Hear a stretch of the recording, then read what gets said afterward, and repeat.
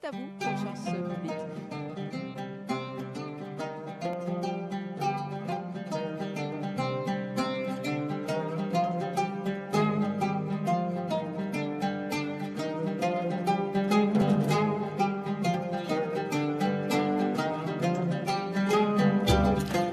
Bonjour et bienvenue à tous dans Sciences publiques.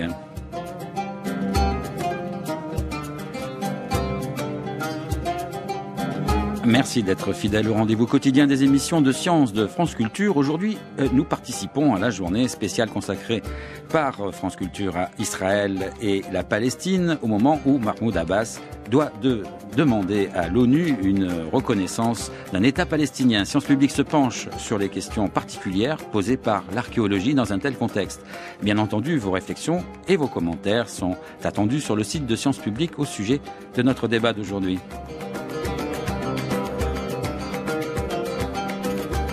L'archéologie à Jérusalem peut-elle échapper à l'instrumentalisation religieuse ?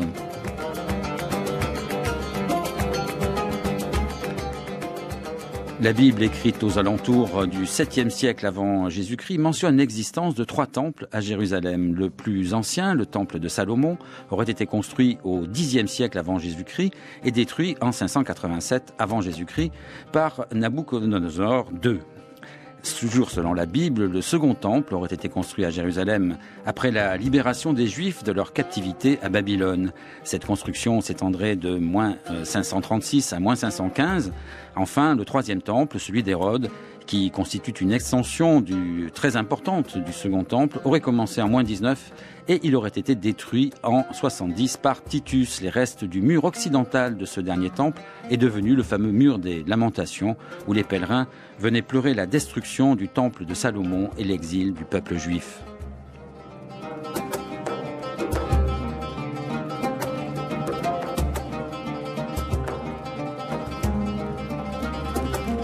Aujourd'hui, les recherches ont beaucoup de mal à trouver des traces archéologiques des récits bibliques concernant les périodes les plus anciennes, y compris l'existence du temple de Salomon.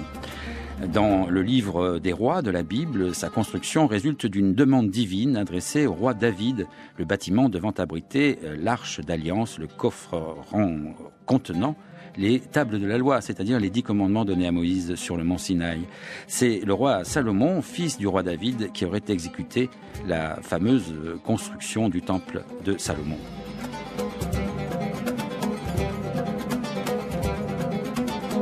Existe-t-il aujourd'hui des traces archéologiques de ce temple de Salomon qui joue un rôle si important dans le récit biblique, mais qui est aussi le site sur lequel ont été construits la mosquée Al-Aqsa, 3e lieu saint de l'islam, ainsi que le dôme du rocher? Les fouilles permettent-elles d'évaluer l'étendue de la ville de Jérusalem et son importance au temps du royaume de Salomon? Quels problèmes particuliers rencontrent les archéologues pour travailler à Jérusalem dans le contexte du conflit israélo-palestinien? L'archéologie peut-elle apporter des arguments aux différentes revendications israéliennes et palestiniennes sur le territoire de la Palestine? Quelle est la situation des fouilles, par exemple, dans le quartier de Siloua, qui ont donné lieu à de vives contestations palestiniennes?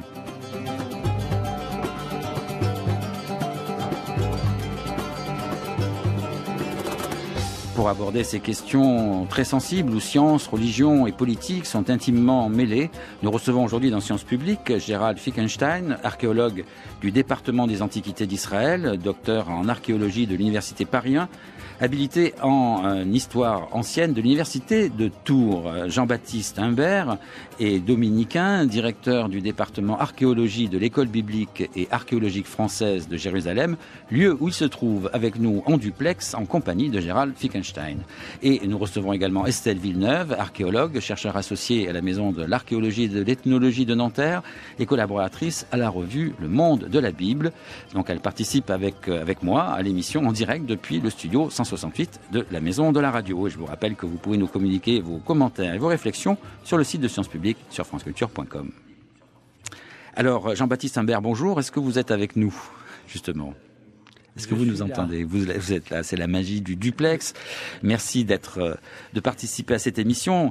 Je voudrais commencer peut-être avec vous pour que vous nous donniez un petit aperçu justement de ce sujet des fouilles archéologiques à Jérusalem. Vous êtes un acteur des fouilles en Israël. Comment vous qualifieriez aujourd'hui l'état des connaissances sur cette période biblique qui fait couler tant d'encre? Oui, d'abord, votre formulation n'est pas très bonne. J'imagine, ça ne m'étonne pas. Vous dites que j'interviens en Israël, je n'interviens pas en Israël, puisque je suis à Jérusalem et que je travaille dans les territoires et surtout à Gaza. Ben voilà, ça vous permet de préciser effectivement que l'école biblique et archéologique française donc, est dans la partie est de Jérusalem. Oui, c'est ça, Jérusalem. Et puis la deuxième chose qui me semble un peu bizarre, c'est quand même la formulation d'invitation de votre sujet là. Politique et religion, laissez les religions tranquilles. Les gens religieux sont des gens finalement pacifiques qui n'ont pas grand-chose à voir en général avec la politique et qui en général ne font pas de politique. Les vrais religieux ne font pas de politique ou quand ils en font, j'espère qu'ils en font bien. Donc c'est effectivement archéologie et politique et non pas archéologie, religion, politique. C'est archéologie et politique. Bon, ben parfait, pas de problème. Simplement, il est difficile de faire abstraction totale de la religion à Jérusalem, me semble-t-il, mais ça sera comme vous voulez. Donc parlons d'archéologie, pas plus qu'ailleurs, peut-être si quand même plus qu'ailleurs, un peu plus. Et donc, parlons archéologie aujourd'hui. De toute façon, c'est le sujet de notre émission. Comment, par rapport à ces récits bibliques qui ont fait couler beaucoup d'encre, puisqu'il y a eu ce livre, la Bible dévoilée, qui a suggéré qu'il n'y avait que très peu de traces archéologiques des récits bibliques, comment, vis-à-vis des fouilles qui ont lieu à Jérusalem, peut-on statuer sur ce sujet ?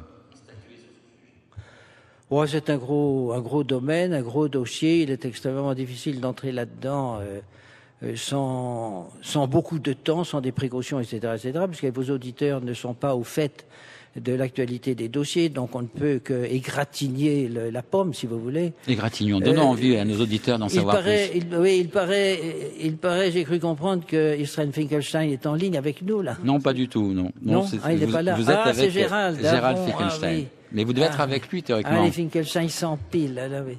Mais c'est dommage, parce que j'aurais eu l'occasion de lui dire à Israël Finkelstein... Nous l'avons invité, mais il n'était pas libre. Ah oui, il n'était pas libre. Oui, avec son livre, La Bible dévoilée, là, c'est un livre qui est sympathique, courageux. En fait, Israël Finkelstein a lu les bons auteurs, donc il a eu le courage d'appliquer un peu la méthode historique à l'archéologie et de regarder la Bible autrement.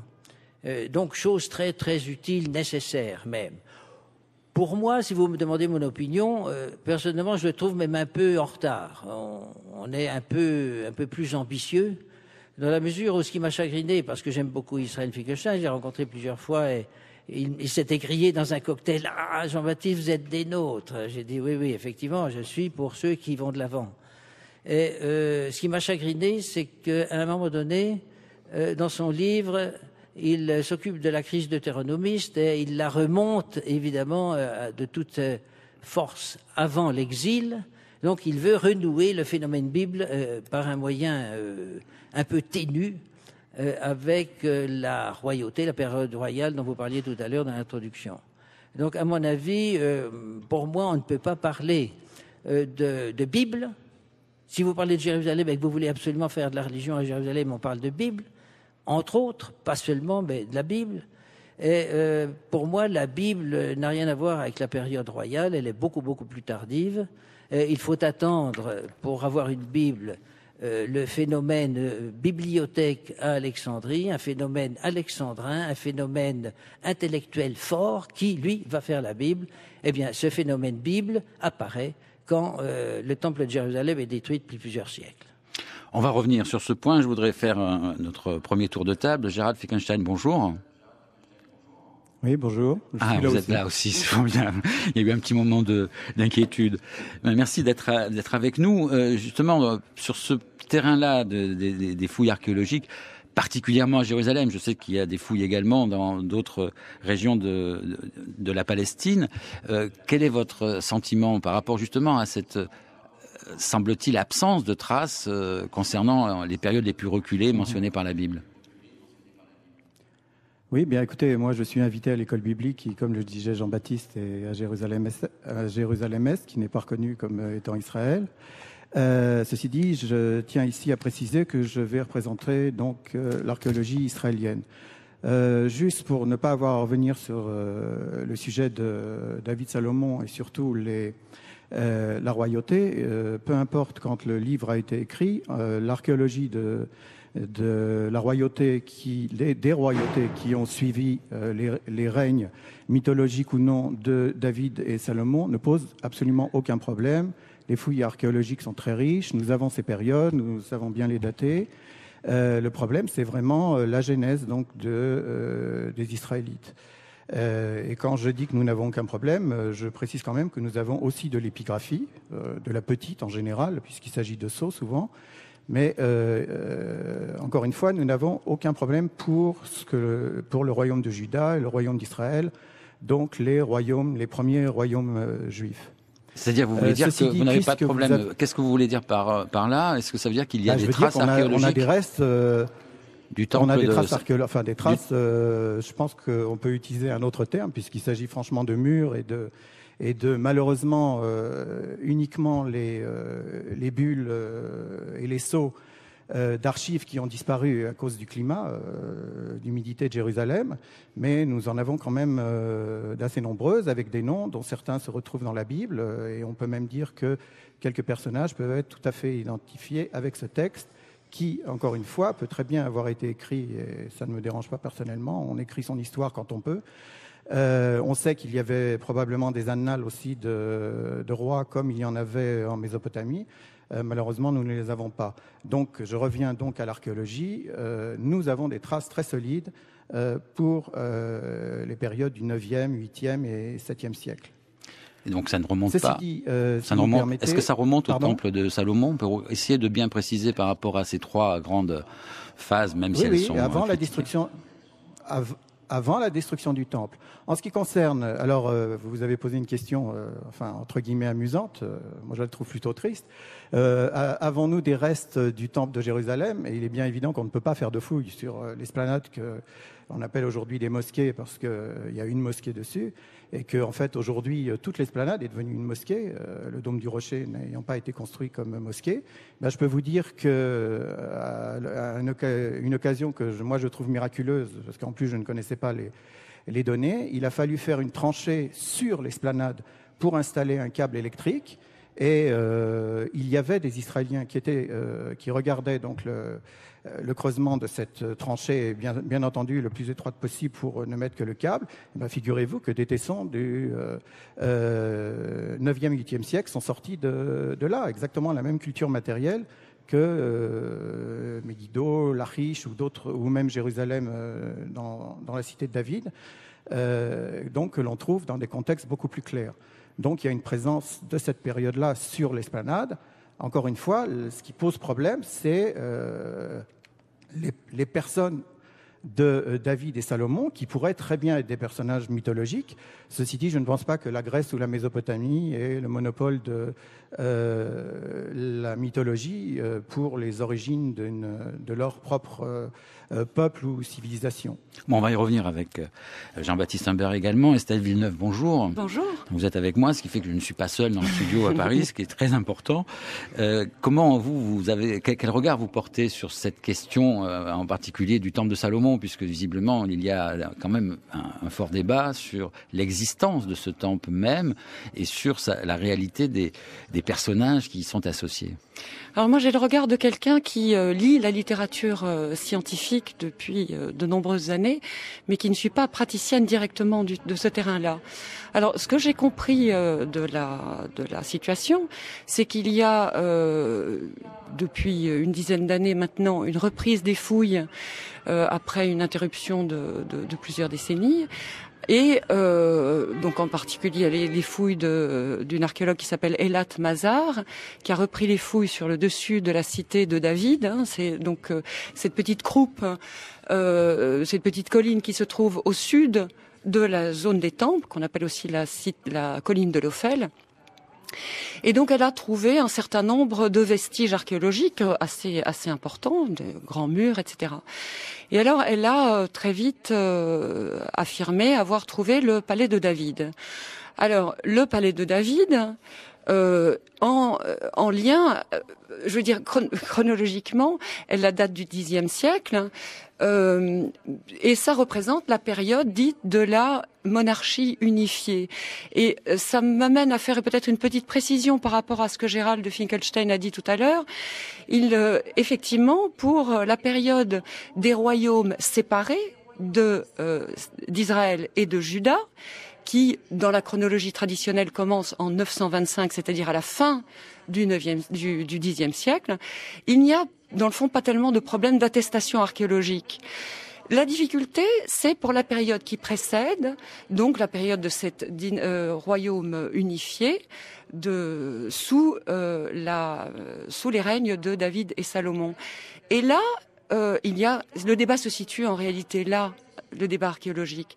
Donc vous avez Eilat Mazar qui a fait cette fouille en 2004, si j'ai bonne mémoire, et qui en a conclu qu'elle avait trouvé un long mur, enfin elle a trouvé plutôt un long mur, et on a conclu qu'il s'agissait donc d'un mur du temple, du palais de David lui-même. Alors cette déclaration a fait évidemment beaucoup de bruit et a eu beaucoup d'échos médiatiques, et donc beaucoup de personnes dans le public en ont gardé le souvenir qu'on a trouvé le palais de David, et que donc il est archéologiquement avéré qu'on a trouvé ça. D'ailleurs, si vous visitez aujourd'hui la colline de l'Ophel, vous avez des petits cartels sur ce mur qui dit voilà le mur du palais de David.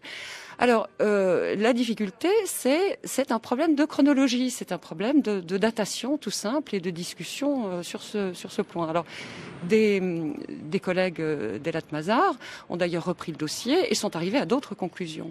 Israel Finkelstein et de ses collègues ont écrit un contre-article proposant ou montrant, je ne sais pas ce qu'il faut dire pour être neutre, pour rester neutre, que le mur en question appartiendrait en réalité à une construction beaucoup plus tardive d'époque hellénistique. Donc, dans le fond, c'est en débat tout ça. Jean-Baptiste Imbert, quel est votre avis sur cette description que vient de faire Estelle Villeneuve? Donc je rappelle que David, c'était donc le père de Salomon qui lui-même a construit, ou est censé avoir construit, ce fameux temple que l'on cherche également. Et qui est le fondateur de la monarchie davidique. Voilà, très bien. Jean-Baptiste Imbert. Oui, vous comprenez, c'est pas parce que vous trouvez un mur, vous trouvez un mur. Ensuite, il faut prouver que le mur appartient à un palais. C'est ça la science. La difficulté, c'est de dire que c'est le palais de David. Certes. C'est complètement élastique tout ça, dans l'espace et dans le temps. Donc on ne peut pas assumer ou asséner des vérités. Alors peut-être qu'il faut rentrer justement c'est du journalisme, mais c'est pas de la science. Il faut peut-être rentrer dans la technologie justement de l'archéologie. Comment vous déterminez-vous sur la datation d'un tel mur? La datation d'un mur, évidemment, c'est. Je sors d'une fouille là ce matin, j'ai la poussière dans les godasses. Là. C'est quand même très très difficile. Évidemment, vous datez un mur, il y a plusieurs méthodes, mais en général, c'est le matériel associé avec le mur qui date le mur. Donc encore faut-il qu'avec le mur, vous trouviez du matériel. Vous trouvez du matériel. Est-il vraiment associé au mur? Ensuite, est-il du début de la fondation du mur? Ou comme disait Miss Canyon, quand vous trouvez de la céramique associée à un bâtiment, c'est que le bâtiment est déjà fini, obsolète ou détruit ou abandonné.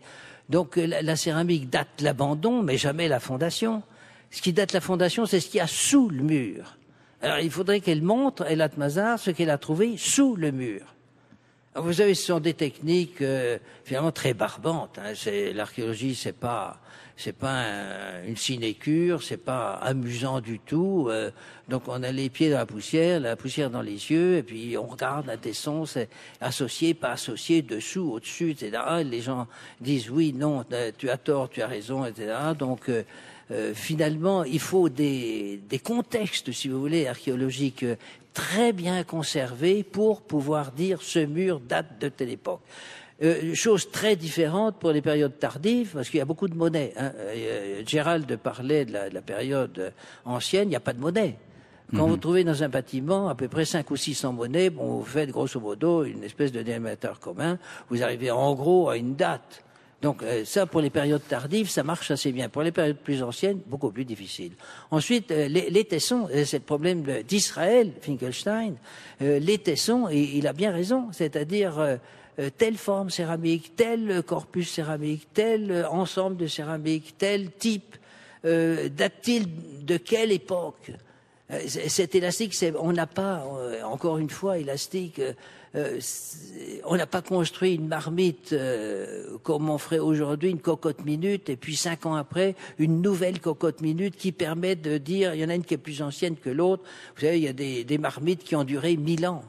Alors, vous trouvez la marmite, vous trouvez le col de la marmite, une anse de la marmite, alors on fait une dissertation là-dessus. C'est quand même extrêmement très, très fragile. La chronologie est une véritable science. On va y revenir, il y a une petite coupure, mais oui. Allez-y. Non, c'est une véritable science, et je termine. Les problèmes de chronologie sont essentiels dans la mesure où toute erreur chronologique brouille complètement l'histoire. Il y a une interférence dans la sono, là, je m'entends différer. On va essayer de régler ça, on va faire une petite coupure, justement.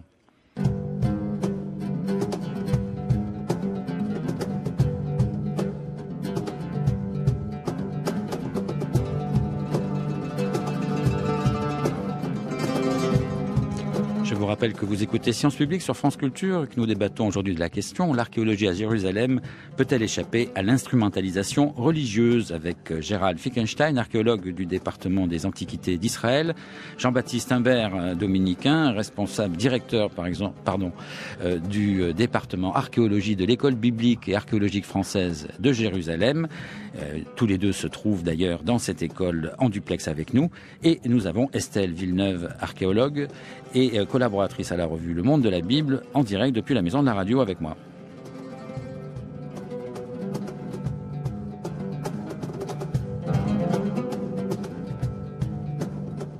Alors, je voudrais peut-être revenir avec Gérald Fickenstein sur ce que vient de nous confier Jean-Baptiste Imbert, sur ce relativisme, d'une certaine façon. On pourrait parler comme ça dans d'autres domaines scientifiques, le relativisme des découvertes archéologiques. Quelle est votre position sur ce sujet ? Bon, écoutez, moi je vais apporter donc quelques éléments très rapides, factuels, puisque j'ai vu ce mur et j'ai participé à un débat, je peux vous dire assez chaud, entre Elad Mazar et d'autres collègues spécialistes de cette période, ce qui n'est pas mon cas. D'une part, on a trouvé un dépôt qui est daté du Xe siècle, mais comme le disait Jean-Baptiste, n'est pas nécessairement immédiatement associé avec le mur en question. Un dépôt, deuxièmement, vous pouvez préciser ce que vous entendez par dépôt ? Laissez-moi parler, s'il vous plaît. Attendez, c'est un peu complexe et j'aimerais vous donner C'est pour la éléments, clarté de votre propos, c'était uniquement pour cela. Oui. Je voulais que donc, vous me on a trouvé un dépôt de céramique qui peut quand même être daté du Xe siècle. Oui. Et d'autre part, ce mur, en fait, est constitué de 3 murs, donc il y a déjà un problème. Et dernier point qui est intéressant, et là je rejoins tout à fait encore une fois Jean-Baptiste, souvent on a les éléments de fin d'utilisation d'un bâtiment. Or, dans un des murs de ces bâtiments, on a trouvé un de ces fameux sceaux dont je parlais, où il y a le nom d'un personnage qui est tout à fait identifiable dans le livre de Jérémie, puisque ça a été le personnage de la cour qui a fait l'intermédiaire entre le roi et Jérémie. Donc, ce que l'on peut dire de certains, c'est que ce lieu est un lieu d'administration de la ville de Jérusalem, probablement royal aussi, qu'on ait trouvé des éléments du bâtiment d'origine, on ne peut pas le dire. C'est très peu probable, vu que d'autre part, la cité de David a servi de carrière à l'époque romaine sous Adrien, quand il a fondé sa propre ville sur Jérusalem, et à l'époque des croisés. C'est ce qui rend aussi la difficulté de retrouver les périodes les plus anciennes. Ceci dit, moi j'aimerais bien qu'on progresse un peu parce que, bon, cette période, comment se fait-il que ceci a un tel retentissement? Si c'était uniquement archéologique, ça serait intéressant, bien entendu. Le problème, c'est que, vu que vous avez fait une introduction qui, contrairement à ce que j'imaginais, a été politique, il faut quand même dire, et j'ai pas envie d'élaborer là-dessus, que ces livres, Israel Finkelstein et le co-auteur ont fait leur travail honnêtement. Le problème, c'est que ces livres sont exploités par des gens qui veulent délégitimer l'existence. C'est pour ça que ça fait autant de bruit. Ça fait du bruit dans la communauté scientifique. Oui, nous avons des petites coupures. Vous avez dit délimiter. C'est politique. Vous parlez de la légitimité de. Il y a une petite coupure, Israël, on ne vous a pas entendu. De l'existence d'Israël. Très bien, oui, c'est effectivement le cœur, d'Israël. L'un des cœurs du débat. Je l'ai pas nié, et c'est une des raisons pour lesquelles nous nous interrogeons sur la relation. Il y a d'autres choses à dire sur l'archéologie d'Israël du point de vue purement scientifique. Et j'aimerais bien qu'on aborde ça aussi. Puisque ça fait déjà une demi-heure qu'on parle de personnages qui sont douteux, je l'avoue, mais il y a d'autres périodes qui sont très intéressantes. Alors effectivement, on ne va pas rester sur la période de David. Passionnante à Absolument. Jérusalem. Estelle Villeneuve, au-delà de cette période de David, qui est finalement la plus ancienne et donc la plus difficile, j'imagine, à fouiller ou à explorer, il y a toutes celles qui ont suivi. Quel est aujourd'hui l'état de nos connaissances sur la réalité archéologique des événements qui sont relatés dans la Bible ou dans d'autres récits? Mais il faut déjà savoir ce que vous mettez derrière le mot Bible, les événements relatés dans la Bible, parce que en général les débats tournent toujours autour des périodes des livres dits historiques, qui sont en gros, on peut dire les 5 premiers livres de la Bible, du Pentateuque, et les livres historiques qui suivent et qui vont jusqu'au deuxième livre des Rois et deuxième livre des Chroniques. Bon. Mais la Bible, ce n'est pas effectivement que ça. Vous avez aussi toute la période du Nouveau Testament, donc toute la période dite hérodienne et paléochrétienne, enfin tout début de la période évangélique, en fait. Et là, il y a beaucoup plus de matériaux qui sont sortis dans les fouilles, disons, de ces 50 dernières années.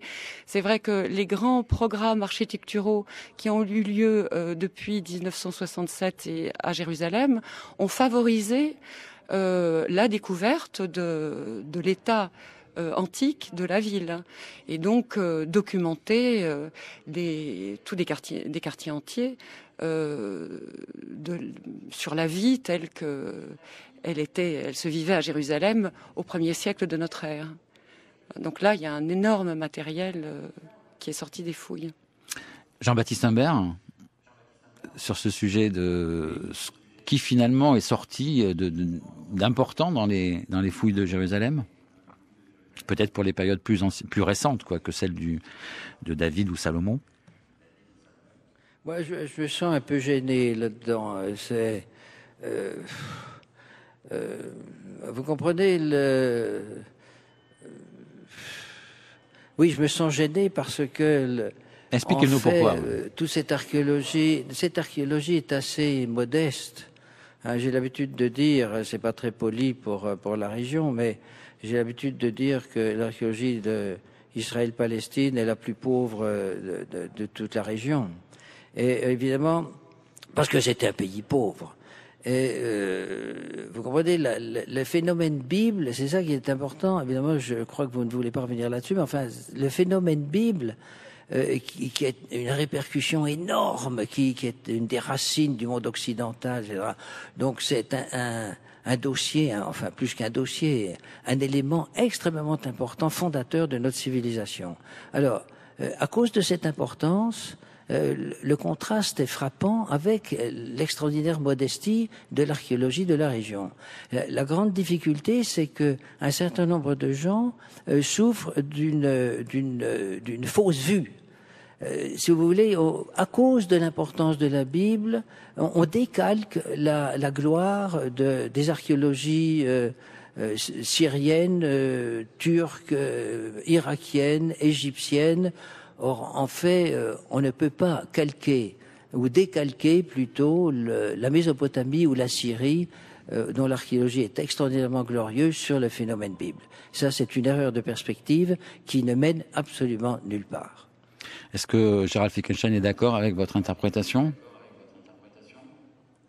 Non, je me porte totalement en faux en ce qui concerne la richesse. Je suis désolé. Bon, je sais que peu de gens osent venir dans cette région qui est à feu et à sang, comme tout le monde le sait.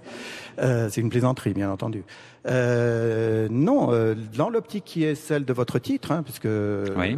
Moi je fais ce que je dois faire, donc l'optique religieuse, je suis désolé, c'est jusqu'à nos jours, parce qu'il y a des périodes absolument fabuleuses à étudier, et qui sont étudiées, et je répète, par des Israéliens, qui sont la période romaine et la période byzantine, ce que nous appelons la période byzantine, c'est-à-dire la naissance du christianisme organisé, officiel, adopté par un empire.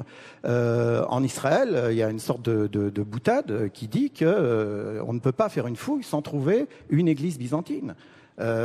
Menée par la religion, la ferveur, cette terre, qui n'était pas une terre réellement politique, quoiqu'il y avait une économie énorme, a été énormément occupée, et on trouve l'étude des mosaïques, par exemple, pour ne prendre que ce simple sujet, est très développée en Israël. Ensuite, vous avez les débuts de l'islam. Je suis désolé, il s'est passé beaucoup de choses ici que nous trouvons aujourd'hui. En ce moment, il y a une fouille qui est faite à Tibériade, qui a découvert une mosquée qui était connue par les textes, qui est fouillée par l'université de Jérusalem. Et puis alors, vous avez aussi, depuis quelques années, l'étude sur les croisés, qui est absolument développée grâce à des professeurs et à des thèses qui ont été faites, dont une dernièrement sur la gigantesque forteresse de Safed, qui vient d'être terminée, et j'espère qu'elle sera rapidement publiée.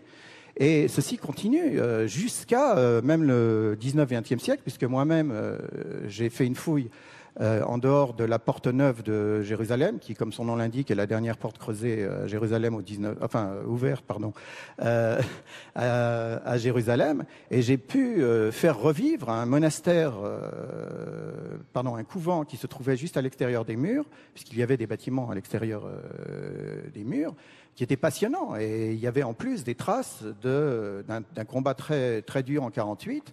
Donc, et tout ça reste dans la perspective de votre préoccupation. Ce sont les religions chrétiennes, juives et musulmanes qui, depuis le temps biblique, allez, disons 10e siècle quand même, jusqu'à aujourd'hui, nous montrent des tas de faits qui, en fait, sont dus à la ferveur des gens de ces différentes religions. Et puis quand même, il faut quand même avouer que cette région a une situation, du point de vue économique, extraordinaire.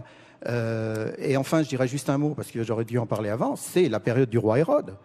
Enfin, de dire que les restes des palais d'Hérode que l'on trouve un peu partout, et notamment aussi du port de Césarée, sont des choses tristes et pauvres, là j'ai un problème. Estelle Villeneuve. Je n'ai pas dit triste, j'ai dit pauvre. Certes, nous l'avons bien noté, Monsieur Humbert. Oui, nous nierons pas que le touriste qui va visiter Israël et la Palestine aujourd'hui en ont pour leur argent. Ça, il n'y a pas de problème. Maintenant, c'est vrai que si on compare avec d'autres régions telles l'Égypte, comme dit Jean-Baptiste, c'est vrai que on n'est pas dans les sommets de la culture mondiale. Mais bon, peu importe, ça n'a pas d'importance, ça n'arabaisse pas du tout l'intérêt de l'archéologie dans ces pays-là. Et c'est d'autant plus pour nos pays occidentaux qui se sentent vraiment issus de ces cultures et de l'archéologie palestinienne, ça c'est certain. D'ailleurs, c'est aussi ce qui a poussé au début de toute cette archéologie au XIXe siècle. C'est vrai que les institutions religieuses ont été très vite partie prenante de cette redécouverte de la Palestine. Alors, Jean-Baptiste Humbert, justement, peut-être que vous pouvez nous parler aussi, puisque vous nous l'avez dit, vous êtes en train de faire des fouilles en ce moment même, du contexte aussi dans lequel se passe ce travail, qui est quand même lié au contexte politique, là pour le coup, et pas le contexte politique historique, mais le contexte politique actuel. Comment fait-on des fouilles au milieu d'un conflit de cet ordre ? Oui, encore une fois, je me mets dans la réserve, si vous voulez. Finalement, l'archéologie dans le pays se porte assez bien. Gérald, qui en a parlé rapidement, je suis totalement d'accord avec lui. Il y a beaucoup de fouilles. Il faut dire, même si on n'aime pas beaucoup Israël, tout ce mouvement politique actuel qui donne un peu le frisson, moi je peux dire publiquement que l'archéologie israélienne est probablement la meilleure de toute la région.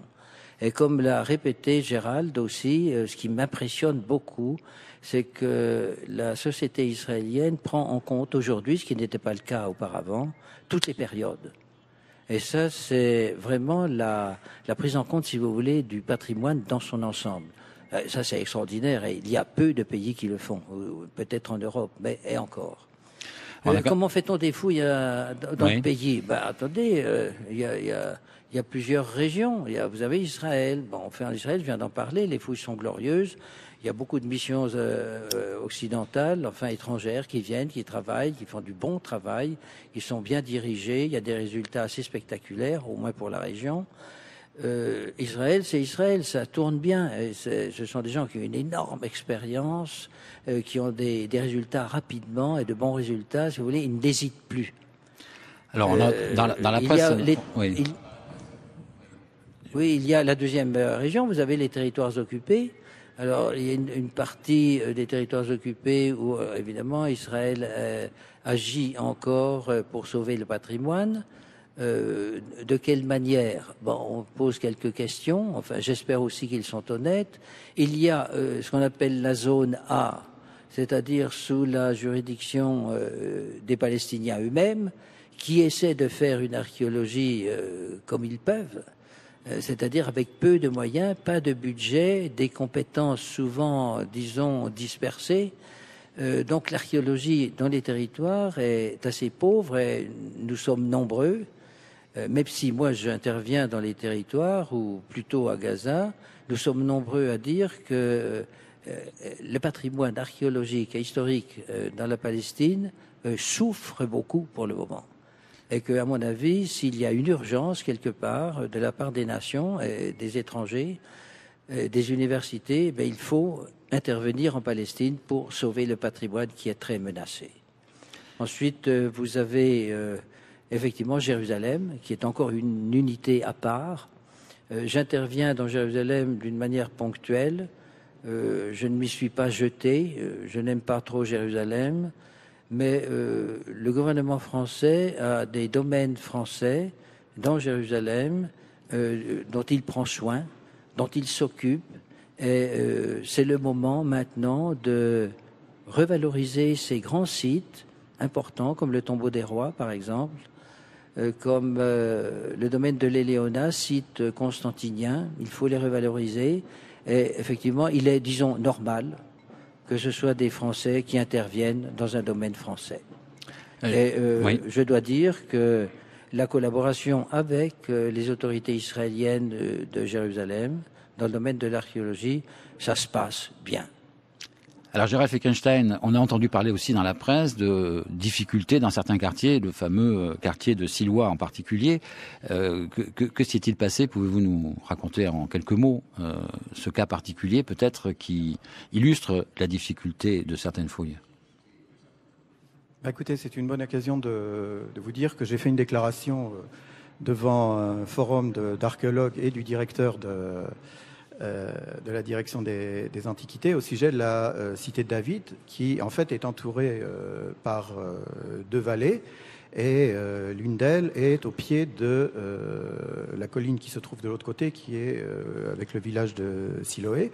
Et donc sur la cité de David et dans cette vallée, il y a eu une extension sauvage de construction. Alors c'est bien beau de mettre ça sur le dos de ceux qui l'ont fait. Évidemment, il s'agit de villages palestiniens, arabes. Et aujourd'hui, il y a un problème, c'est que c'est assez insalubre. Et puis, on voudrait faire un centre de visiteurs. Donc, il y a ce conflit, évidemment, ce problème de relogement. Je vous avouerai que je connais très mal les tenants et aboutissants, mais c'est un problème politique. Je ne sais même pas où on en est. Moi, je suis allé visiter les lieux pour avoir une idée. Mais ce que j'ai surtout dit devant ce forum, c'est que la cité de David pour Jérusalem est l'équivalent de l'acropole ou des pyramides ou tout ce que vous voudrez de cette envergure. Et depuis l'époque du mandat, alors que sous l'époque turque, et on le voit très bien par des photos et par des plans, il n'y avait aucune construction ou éventuellement des cabanes de jardiniers, puisque c'était très fertile et il y avait des vergers absolument extraordinaires, comme des photos du 19e peuvent nous le montrer. Et c'est à partir du mandat britannique, moi je dirais l'occupation britannique, parce qu'ils se sont crus vraiment chez eux, alors qu'ils n'avaient qu'un mandat. C'est là qu'on a commencé à construire sur la cité de David. Et puis inutile de vous dire que pendant l'occupation jordanienne, ça s'est développé énormément. Et les Israéliens, quand ils sont arrivés, nous sommes quand même au Levant, ils n'ont pas vraiment surveillé ce qui se passait. Résultat, ce lieu dont vous avez pu juger l'importance au début de notre conversation, a des maisons modernes et on bétonne même encore un peu. Et j'ai dit qu'il fallait absolument que les Britanniques, les Jordaniens, l'UNESCO et les Israéliens se mettent ensemble pour dédommager tous les gens qui vivent là-dessus et démolir absolument toutes les maisons, de la même façon que les Grecs ont démoli le musée de l'Acropole et l'ont construit en contrebas. Ce qui fait que sur l'Acropole, maintenant, vous n'avez plus que des vestiges anciens. Donc, vous avez d'une part l'aspect archéologique et puis l'aspect politique qui est toujours là. Enfin, c'est clair, je ne vous reprochez pas d'avoir fait une introduction politique, mais c'est vrai qu'elle est là. Ceci dit, pour le reste d'Israël, et je voudrais vous demander si vous me permettez un peu de parler un peu de l'organisation. On va faire une toute petite coupure si vous voulez bien, et nous reprenons tout de suite. Oui, d'accord.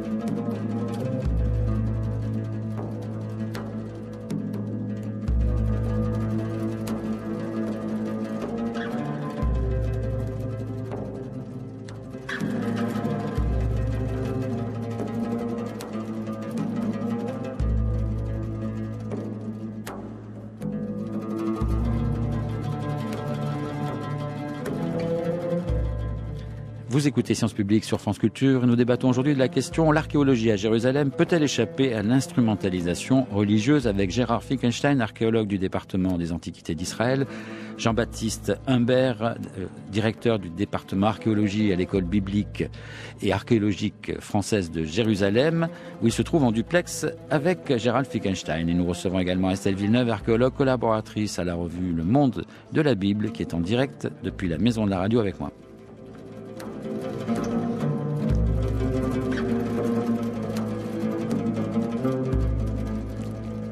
Alors avant de redonner la parole à Gérald Finkelstein, qui voulait nous entretenir de la suite de ses projets, Estelle Villeneuve, que peut-on dire aujourd'hui de l'orientation actuelle? Il semblerait que effectivement, il y a une richesse très forte, donc comme tout le monde l'a dit, sur l'archéologie des périodes plus récentes, mais on sent quand même que la fameuse cité de David, que Gérald Finkelstein rappelait tout à l'heure, à l'instant, la cité de David reste un objet de recherche très important et une difficulté particulière, puisque, semble-t-il, il faudrait détruire énormément de maisons à Jérusalem pour pouvoir mener des fouilles sérieuses. On a vu que la place des mosquées également pose problème, puisqu'il est difficile de voir ce qu'il y a dessous. Enfin, il y a quand même des particularités, des contraintes particulières qui entravent peut-être les fouilles dans ce domaine.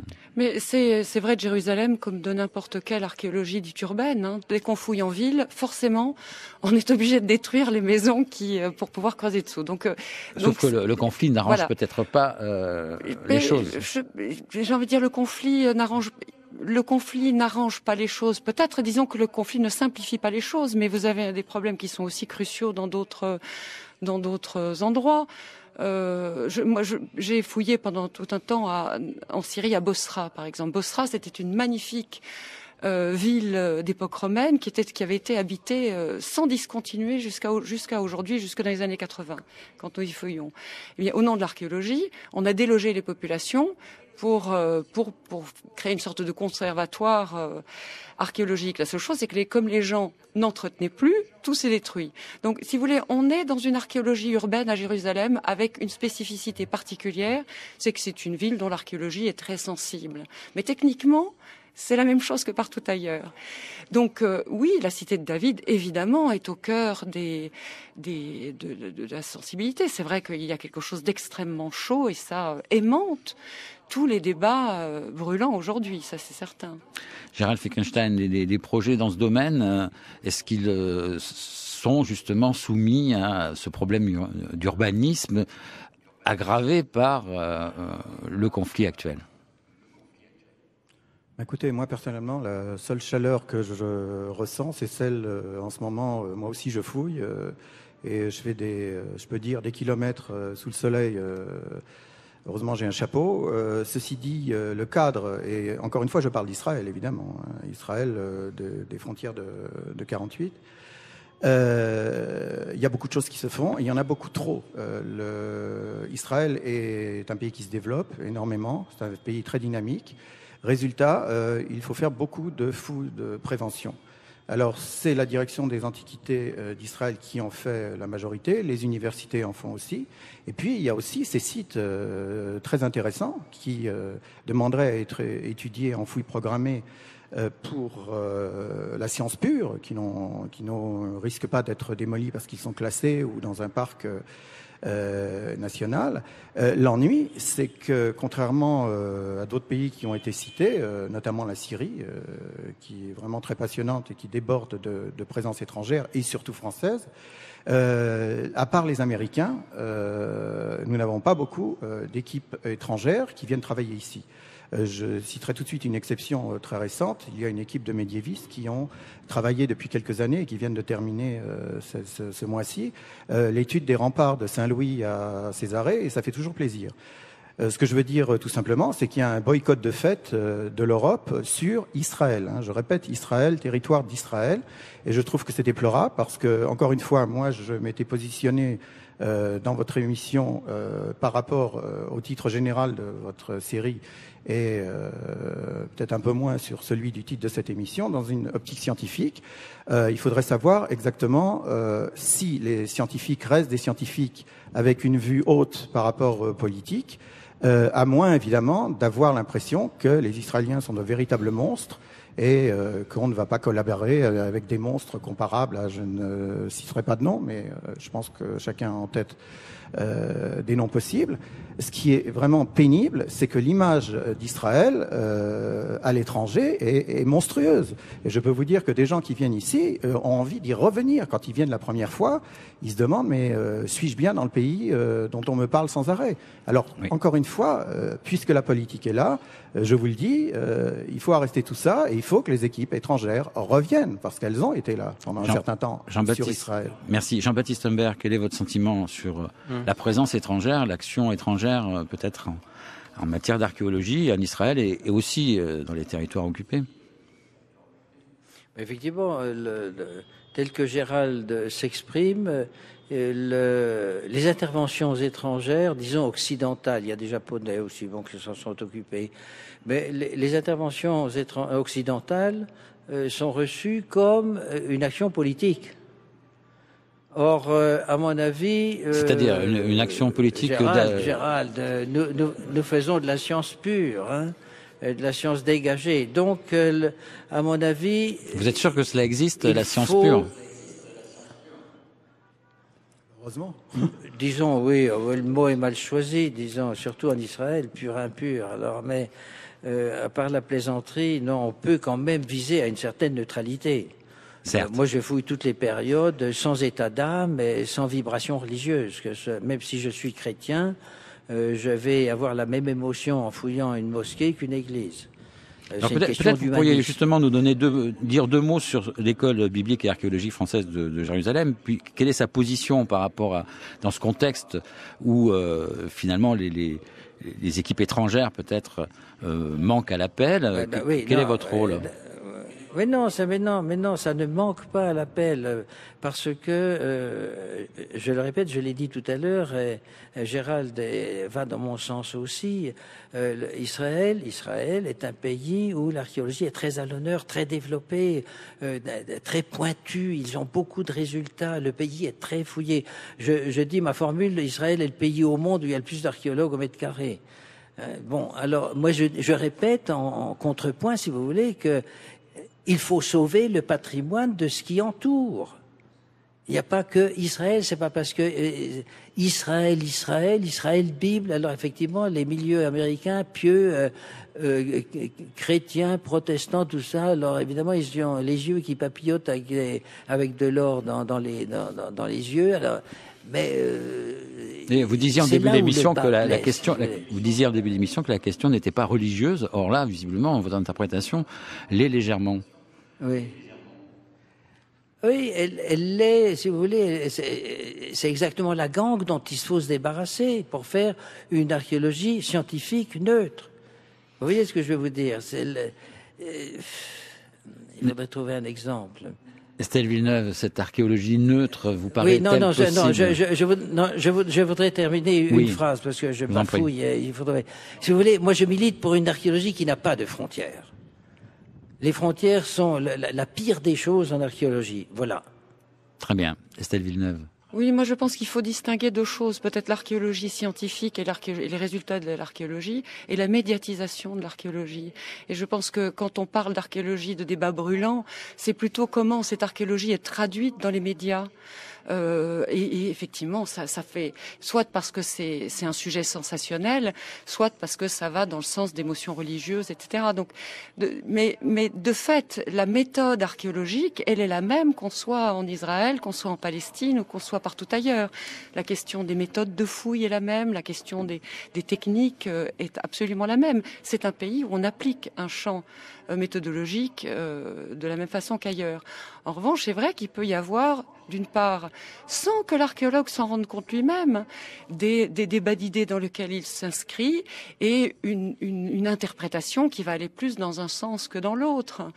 C'est ce que je dis volontiers quand on a, par exemple, dans une fouille, on trouve deux objets, un objet du 8e siècle avant et l'objet du 6e siècle avant. Bon, il y a deux manières de voir les choses. Ou bien on considère que c'est l'objet le plus récent qui prime, avec le principe de ce qu'on appelle du terminus post quem. Et dans ce cas-là, c'est l'objet ancien qui est en fait dans un contexte plus récent.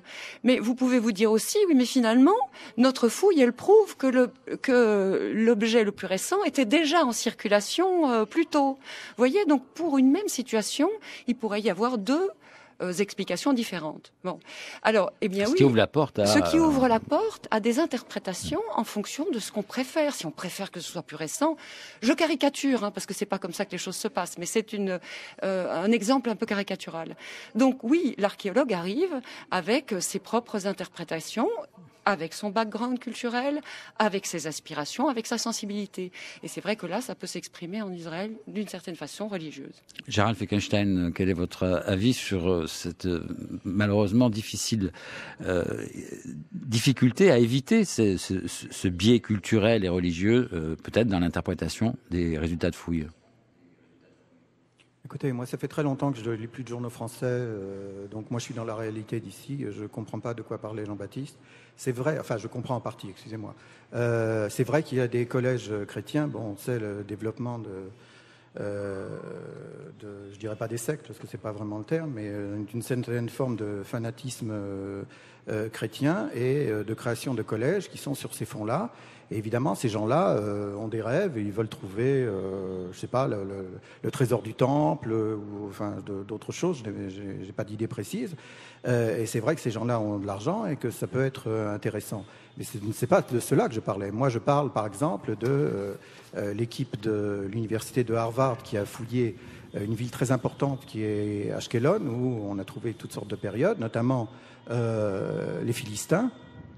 Et c'est à ces gens-là que je parle, je pense, à des universités, à des scientifiques, et non pas uniquement des gens qui, parce qu'ils ont de l'argent et des croyances, viendraient fouiller ici, c'est clair. Donc ça veut dire que vous pensez qu'une forme de neutralité est possible de votre côté, en tout cas? Non, je ne la pense pas. Je ne le pense pas. Je le vis, ce qui est tout à fait différent. En France, j'ai été reconnu par mes travaux uniquement par des gens qui ne m'avaient jamais rencontré, en Amérique aussi, et c'est comme ça que nous nous sommes rencontrés. Rien à voir avec cette, excusez-moi, obsession religieuse de ce pays, qui est une réalité, je ne la nie pas, mais il y a d'autres choses. On fait de l'archéologie en Israël comme on l'a fait n'importe où. Et j'espère aussi d'ailleurs dans les territoires aussi. Et non seulement je l'espère, mais je le sais. Donc il faut que ça se fasse, mais que ça augmente, parce que c'est très intéressant pour l'histoire de la civilisation en général. Merci et beaucoup. Pour des périodes auxquelles on ne penserait pas. Par exemple, la période hellénistique après l'arrivée d'Alexandre, c'est une période passionnante. Bon, évidemment, merci beaucoup. Malheureusement, je suis désolé de vous couper. Malheureusement, notre débat s'achève. Merci donc à Gérald Fickenstein, Jean-Baptiste Humbert et Estelle Villeneuve d'y avoir participé. Sur le site de Sciences Publiques, vous trouverez des références d'ouvrages sur l'archéologie à Jérusalem et en Israël, en particulier l'ouvrage dont nous avons parlé de Israel Finkelstein et Neil Silberman, intitulé La Bible dévoilée, publié en 2004 par les éditions Gallimard. Vous pouvez réécouter cette émission pendant plusieurs mois et la podcaster pendant une semaine.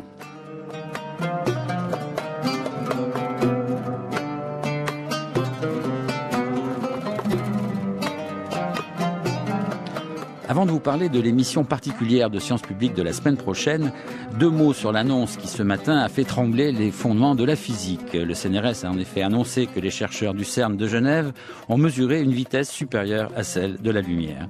Il s'agit de celle d'une particule assez mystérieuse, le neutrino.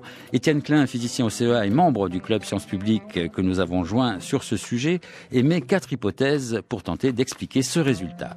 Soit il s'agit d'une erreur dans l'expérience, peut-être dû au recours au GPS américain pour effectuer certaines mesures, soit il s'agit d'une propriété particulière des neutrinos, soit c'est la notion de vitesse limite dans la théorie de la relativité d'Einstein qui ne doit pas être associée à la vitesse de la lumière, mais à une autre qui lui est supérieure, soit enfin c'est la théorie elle-même qui est à remettre en cause. Une hypothèse qu'Étienne Klein imagine en dernier, car elle bousculerait les certitudes des physiciens depuis un siècle. Elle appuie de ses doutes sur cette possibilité. Étienne Klein pose une question. Si la relativité d'Einstein est fausse, alors pourquoi marche-t-elle si bien? Une question qu'auraient pu se poser les défenseurs de la physique de Newton il y a un siècle. Ce nouveau résultat, s'il se confirme, pourrait peut-être simplement limiter l'universalité de la théorie d'Einstein. Nous y reviendrons bien entendu prochainement dans Sciences Publiques.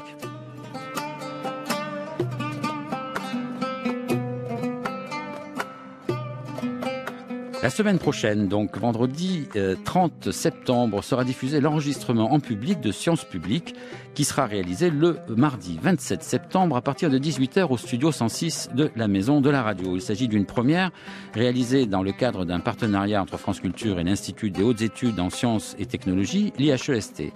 Une fois par mois, Sciences Publiques sera ainsi enregistrée en public et nous vous donnons rendez-vous mardi 27 septembre à 18h au studio 106 de la Maison de la Radio pour l'enregistrement de cette émission qui sera donc diffusée le vendredi suivant, 30 septembre à 14h.